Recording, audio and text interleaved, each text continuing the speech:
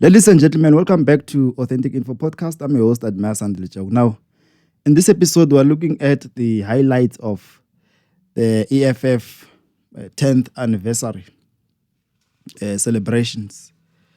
We saw a lot of joy, on the eyes of the people who attended that celebration at the FNB Stadium on the 29th of July.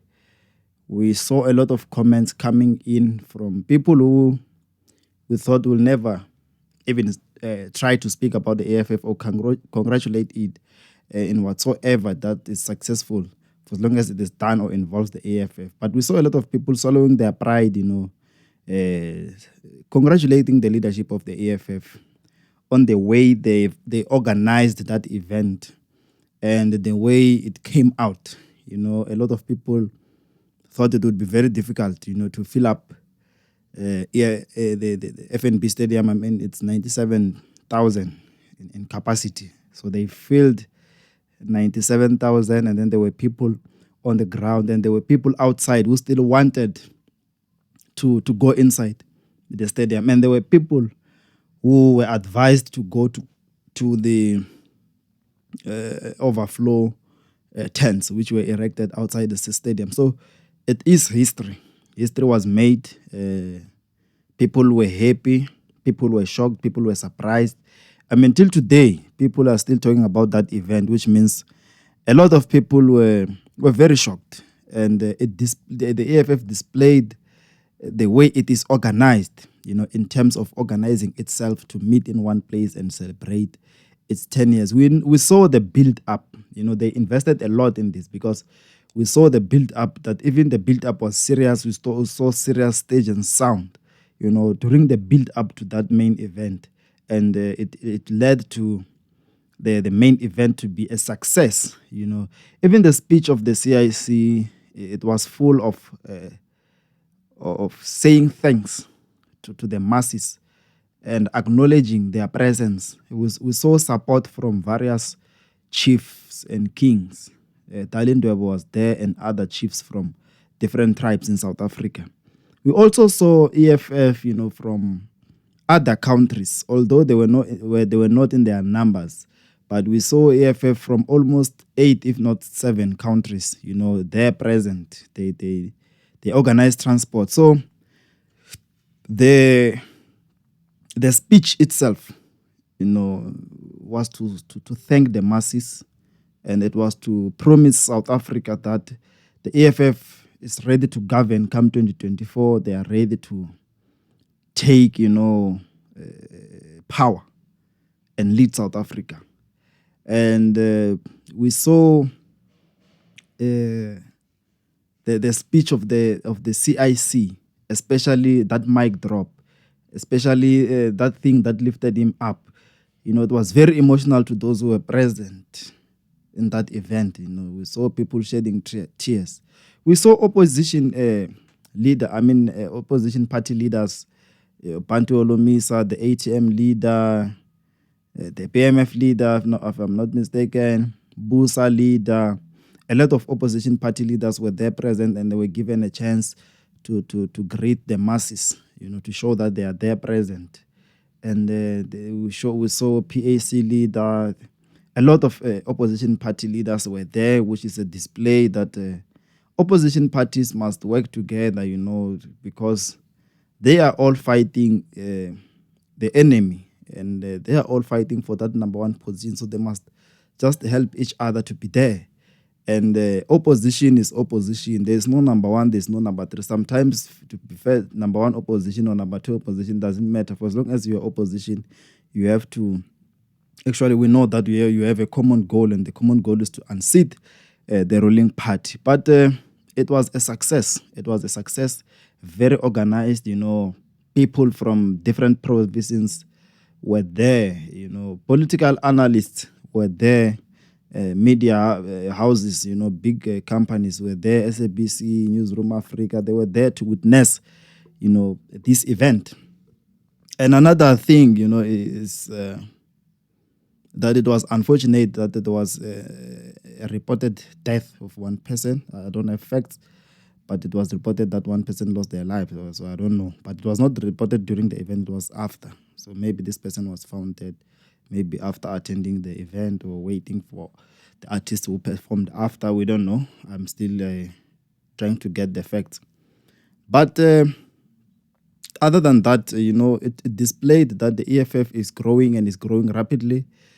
I mean, even if the ANC, I'm not saying that they are not organized, but even if they can try to fill up FNB Stadium, it will be very difficult. I don't think they will even attempt it.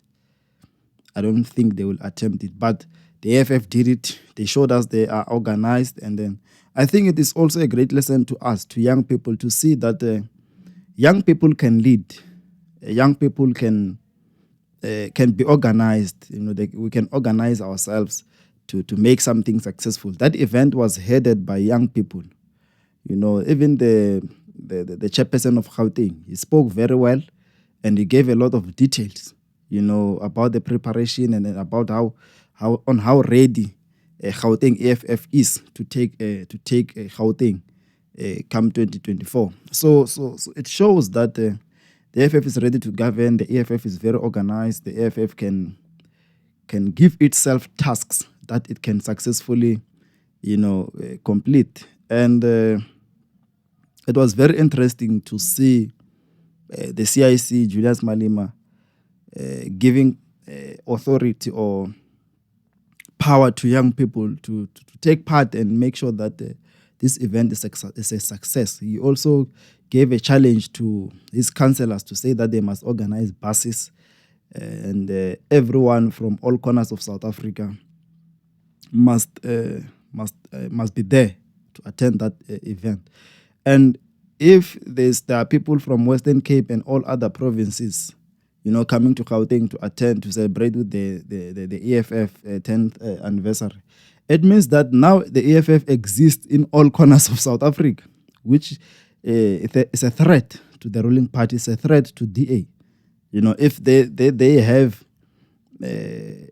EFF members in all corners of South Africa, it means that the EFF is growing, and it means that it is taking the numbers from DA, it is taking the numbers from ANC, and it is taking the numbers from young people who are new into politics and are very interested in joining politics. So they are taking people who are supposed to join the big parties like ANC and DA.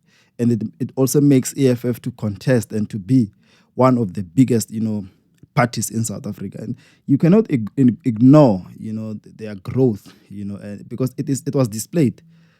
If they can organize more than 90,000 people to fill up a stadium, never mind the cost of logistics, but to convince someone to enter into a bus, even if that transport is free, to be convinced, to shift everything from your day and say, I'm going to attend the EFF rally. Even if it's a child who is not eligible to vote, it means a lot, because that might have, plugged or it's a turning point, in the life of a young person, to have been exposed to such a bigger event, to be part of history. That might make such a young child who's not eligible to vote now, it might make that young child to support the EFF forever. So people took it for granted. I saw a lot of people on Twitter saying, no, it was kids, it was foreigners. Even if it is foreigners, EFF exists in these other countries. It exists in Lesotho, it is there in Swaziland, it is there in Zimbabwe and other countries. I think it's 8 or 7. So even if it was them, it means that now it is growing. It means that these guys have a vision to take over Africa.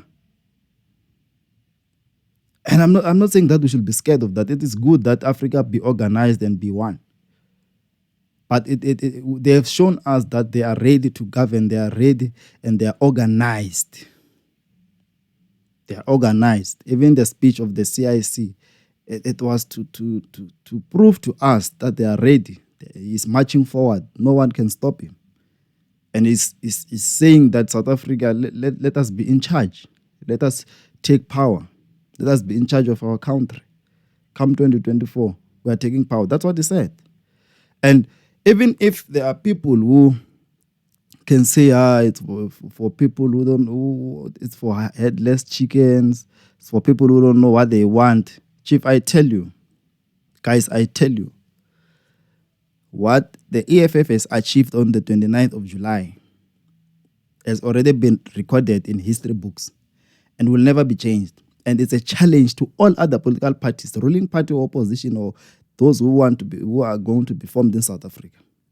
They will have to beat that. They will have to display organization of their political party through something like that, which will be very difficult, I tell you.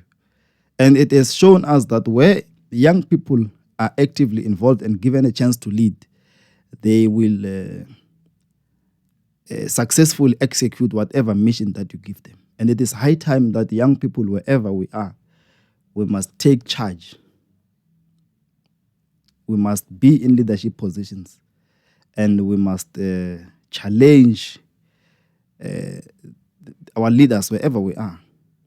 We must be led. When you look at, actually, I want to speak about, the way South Africa is dilapidating under the ANC-led government, which is the government of all people. We saw the ANC Women's League Conference. What a mess. What a disgrace. Where are young women? Even in the ANC Youth League, it's old people. I don't even think that their age is less than 35, those guys who are jumping there, obsessed with power, because they know that there's no room other than that. After that, only 2 people will be given a chance to be in the national executive of the ANC. And then after that, the rest must wait to be at least 55 so that they can be given positions in government, which is bad. And I always say this, that the reflection of the ruling party, actually the structure of the ruling party is a reflection of how their government is going to look.